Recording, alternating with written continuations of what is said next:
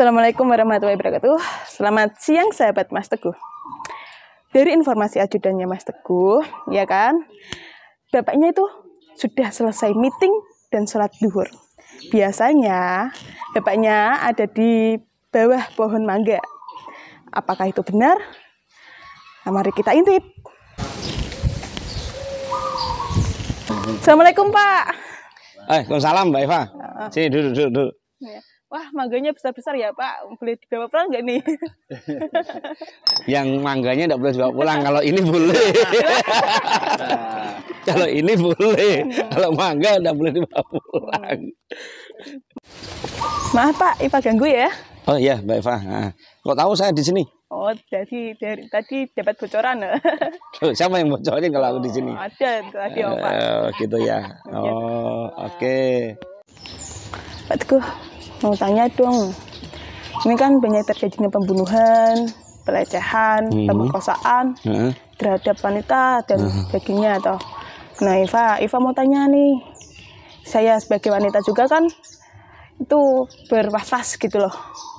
Jadi saya mewakili semua wanita memberikan motivasi. Oke, tapi tidak usah lama ya, karena saya harus nanti jam 2 saya harus jalan sama beliau ini berdua nih. Nggak tahu saya jalan kemana ini, nah, ya kan? Nah ini nggak apa-apa, setelah saya istirahat.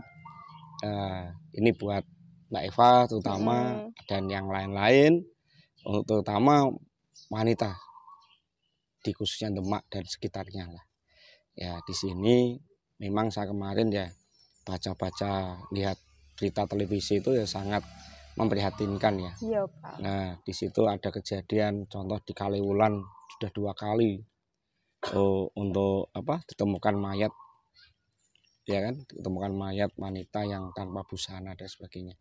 Nah di sini kami menyarankan untuk sahabat-sahabat semua, tolonglah kita jaga diri kita.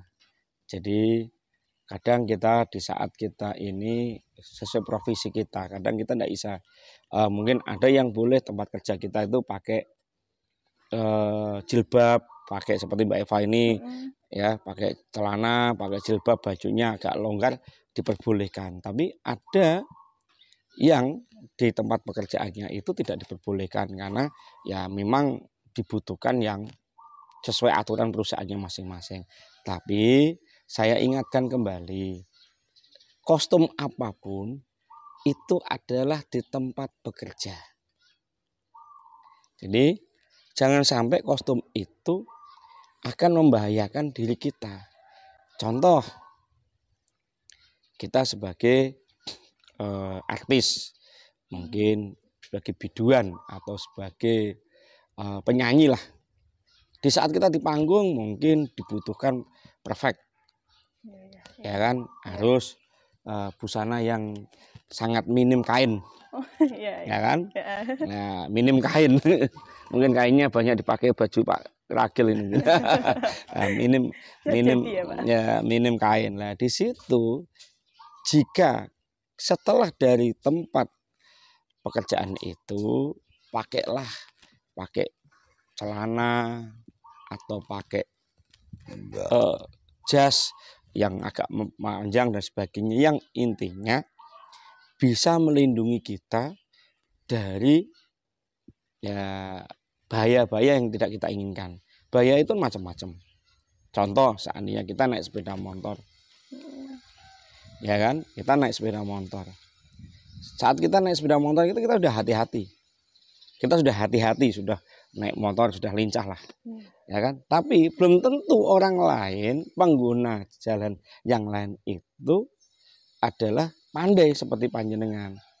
Nah, jangan kita nanti, biasanya pakai rok segini, Pak. Pada waktu pulang pakai sepeda motor, pakai celana. Di situ jika kita sampai terjadi yang kita tidak inginkan, itu jatuh. Yang sobek itu kan bajunya, celananya. Celana itu masih bisa dibeli, dijahit bisa. Tapi kalau yang sobek itu kaki, tubuh kita, kan juga bahaya. Kita ngambil dari positif itu aja dulu.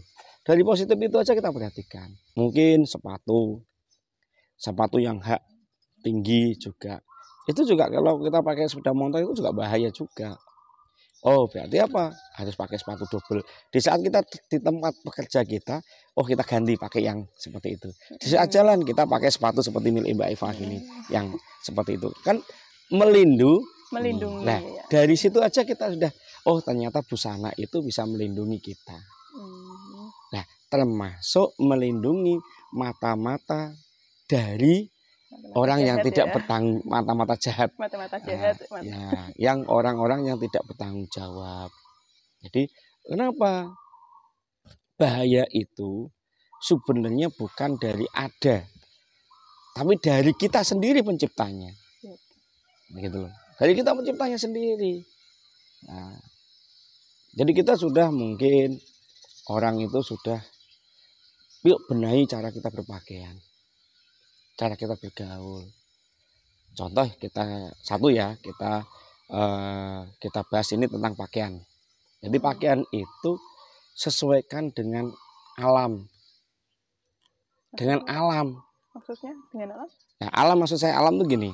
Oh, tempat kerja. Oh, mungkin kita kerja di satu tempat yang kita harus bajunya sudah ada seragamnya, emang harus ketat. Oke lah, kita ikuti alam itu. Ya karena itu aturan. Anda setuju, Anda tanda tangan kontrak, ya udah ikuti. Tapi di saat kita pulang, tolong dilindungi tubuh kita. Masukkan, gantilah. Pasti kan di tempat kerja mesti ada namanya toilet, ada namanya tempat pas bekerja, ya kan? Tempat locker itu ganti, pakai jaket, pakai apa yang baik dan sebagainya. Ya, itu dari situ dulu. Cara berpakaian itu dilindungi. Jangan sampai, maaf ini, kita tidak di pantai. Kalau kita di pantai mungkin udah biasalah orang biasa, hanya pakai baju lah, ya. Gitu loh, pakai baju yang serba minim itu. Oke lah, kita enggak nganu, itu mang pantai untuk orang berenang, untuk orang seperti itu mang udah. Tapi begitu kita alamnya kita di jalan, di tempat umum yang bukan, apalagi kita di tempat sepi. Seandainya contoh Eva atau temannya itu kalau menuju ke rumah tinggal melewati tenggang. Ya, tenggang itu jalan yang tidak ada penghuninya, mungkin gelap, mungkin gini. Nah, di situ ya harusnya pakai baju yang seolah-olah kelihatan, kalemu itu jangan kelihatan kalau perempuan. Nah, jangan kelihatan kalau perempuan, mungkin bisa disiasati. Meskipun di kantor tadi pakai tas yang matching, nah, ke tas yang matching. Tapi di saat pulang, apalagi pakai sepeda motor, pakai tas punggung. Nah, pakai tas punggung, tasnya bisa dimasukkan ke punggung. Jadi kayak anak laki-laki pakai jaket, pakai sepatu nih. Itu kan helmnya helm yang tertutup. Itu kan kayak seolah-olah anak laki-laki. Disitulah kita bisa aman. Nah, itu tentang alam. Jadi kita sesuaikan alam. Oh kayak kita di kolam renang, oh ya pakai baju seperti itu. Oh kita di pantai, oke seperti itu. Tapi kita ada di tempat-tempat yang keramaian yang bukan, di jalan raya, di gini, pakai pakaian yang bagus lah, yang rapi, yang tidak menimbulkan, yang apalagi di tempat-tempat sepi, nah seperti itu. Ya itu yang alam. Yang kedua adalah bergaul. Ya, di situ kebanyakan terjadi. Itu kebanyakan itu dari orang terdekat. Ya. Ada pemerkosaan apa-apa itu kadang terdekat. Coba lihat berita itu. Nah, terdekat itu dari mana kok bisa terjadi kayak gitu? Ya karena ya tadi orang-orang itu bermasalah. Kapan hari saya sudah bicarakan bahwa jangan kita ini pancing masalah dari diri kita. Nah, tadi contoh kita kalau kayak apa ya, bergaul sama orang-orang yang tidak benar dan sebagainya. Salah satunya kita cewek sendirian, cowoknya sampai 5, 6 bersama. Itu kan bahaya. Yang kedua, minum-minum. Maaf ini bukannya saya tidak boleh, silahkan. Jadi kita itu harus pandai bergaul. Jangan sampai kita maaf ini. Saya tidak menghakimi orang yang peminum, orang ini tidak. Tidak saya menghakimi. Itu orang punya pendidikan sendiri-sendiri. Ya. Cuma kita biasakan yang baik. Jadi kita jalan itu selalu waspada. Waspada dengan siapa? Oh, dengan orang terdekat kita dan sebagainya. Oh, tahu orang ini betul-betul melindungi saya enggak, berbahaya apa tidak dan sebagainya. Nah, di situ pun sebisa mungkin sebagai wanita untuk bisa apa? Ya, minimal menjaga martabat orang tua, keluarga. Ya. Jangan sampai kita ini wah, enggak gaul, enggak anak modern. Nah, ya, gitu. Gitu. Enggak gaul, enggak anak modern. Nah, enggak gitulah. Ya, kita bisa berteman yang baik. Jadi, ya katakanlah kalau seandainya ada teman-teman yang mungkin cowok 5, 6 bermain, ya suruh main ke rumah. Jangan sampai kita ini sendirian. Kalau emang harus sendirian, kita harus ngajak teman kita yang lain. Itu seperti itu. Di Islam pun juga sama kan, kita juga harus jaga pertemanan. Kita harus, saya yakin di agama-agama yang lain juga sama. Yang terpenting itu dari diri kita dulu. Dari kita dulu itu jangan membuat masalah untuk menyebabkan masalah. Nah, bisa seperti Pegadian dulu. Mengatasi masalah tanpa masalah. Iya kan? Mengatasi masalah tanpa masalah. Jadi ya tolonglah mungkin bisa pakai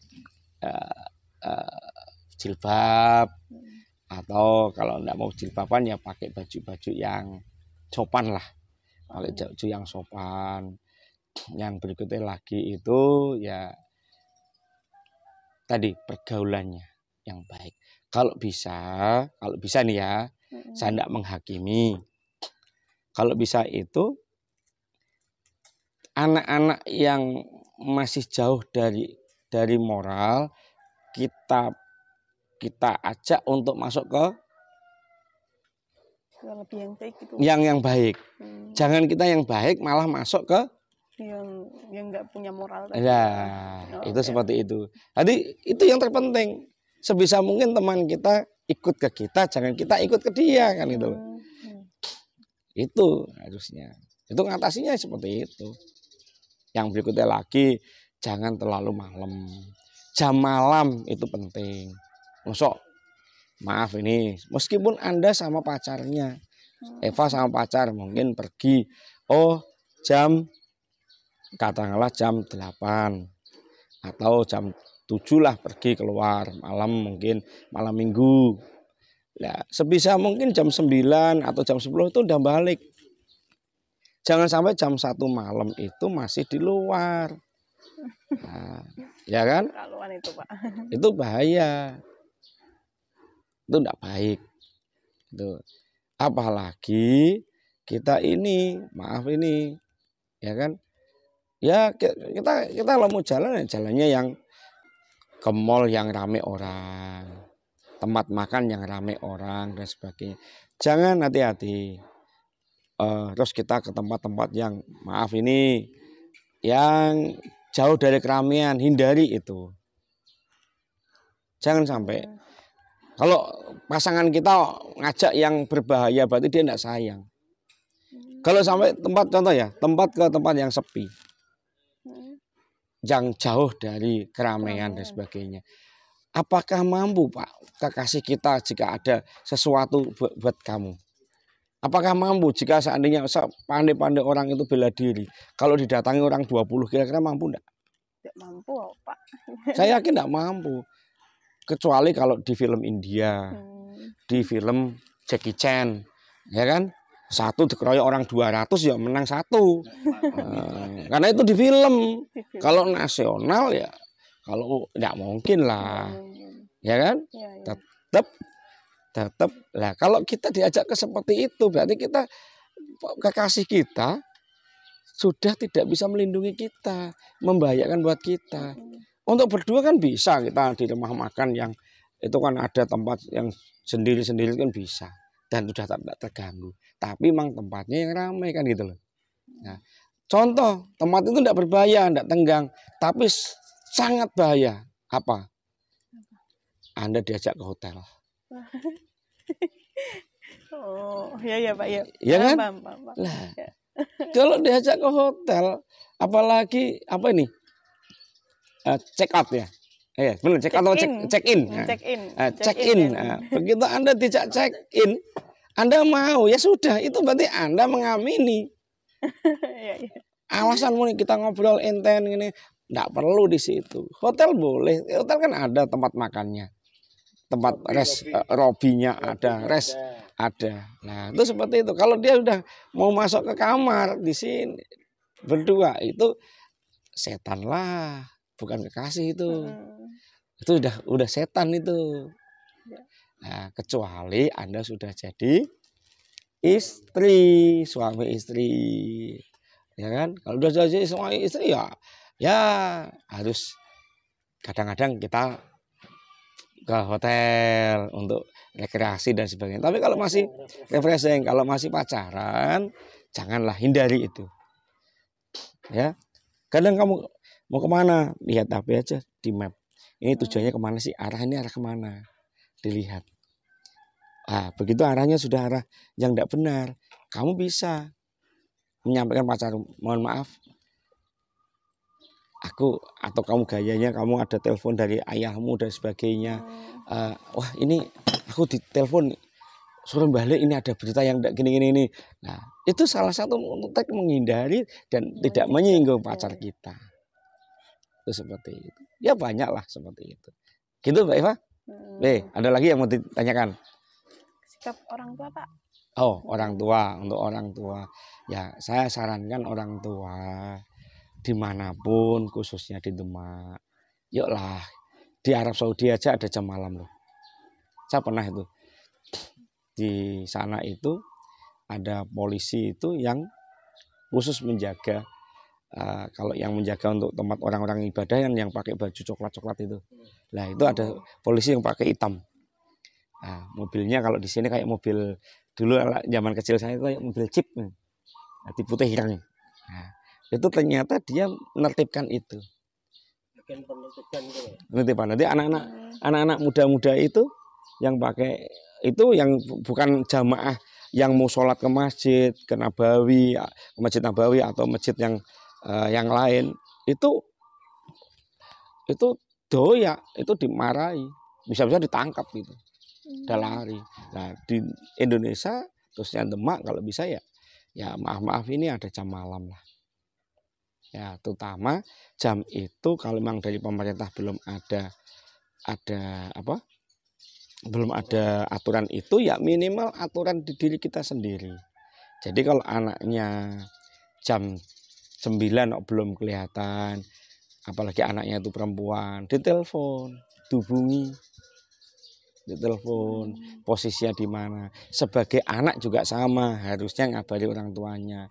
Kalau perlu, loh ini ya Eva, kamu tahu ya, Pak Teguh itu, meskipun saya ini sudah punya istri, punya anak, karena saya sudah terbiasa sejak kecil, sejak zaman remaja, saya selalu ngabari orang tua saya, ngabari saudara saya posisi di mana. Sampai sekarang pun saya sama. Saya langsung Sherlock saya kirim ke istri. Bukan tujuan saya untuk istri saya untuk datang ke tempat saya berada, tapi untuk istri saya tahu, mengetahui suamiku ada di sana. Itu pernah.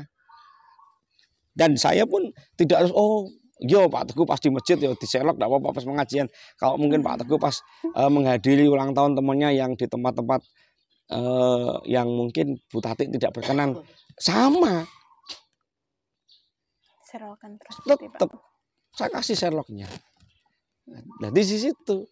Jadi anak-anak jangan sampai kalian itu merasa orang tua itu sapam, jangan. Tapi buatlah orang tua itu memang sebagai security kita.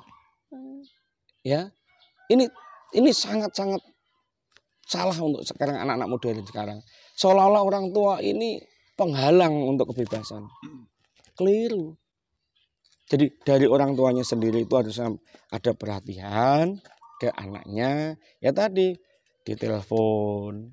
Pak Teguh sama anaknya gitu, ditelepon. Kalau ini masih jam kuliah ya, jam pendidikan. Nah, itu nanti kalau jam 3 mungkin sudah selesai, saya telepon, video call. Saya enggak mau telepon, hanya telepon gitu. Karena kalau telepon saya enggak tahu. Saya udah ajarkan ke anak-anak saya untuk video call. Kalau video call kan wajahnya bisa kelihatan, posisinya di mana. Itu video call. Nah, di video call gini, kelihatan. Saya pun juga sama. Kalau saya ada di mana gitu, saya video call sama Bu Tati. Ini saya sama ini, sama gitu. Nanti itulah cara untuk kita nanti sampaikan kita ada di mana. Gitu loh. Sama siapa. Contoh kamu sama pacarmu. Seperti ini. Kamu video call, "Mah, ini Eva sama pacarmu sama pacarmu namanya Agus gitu. Sama Mas Agus di sini gitu. Kira-kira si Agus ini mau macam-macam berani enggak? Karena tadi mamamu udah tahu." Ya kan? Nah, nanti mamamu, "Ya enggak apa-apa. Yang penting jaga ya untuk kehormatan orang tua. Tolong jangan malam-malam. Mas Agus, tolong jangan malam-malam ya. Nanti Eva diantar ya dan sebagainya." Itu harusnya seperti itu. Ya, jangan dari orang tua sendiri ini anaknya dilepas bebasin. Jadi tidak ada perhatian dan sebagainya. Jangan. Tetap dari anak ada perhatian ke orang tua ada perhatian ke anak. Yang tadi yang tak sampaikan tadi. Ya kan? Ada feedback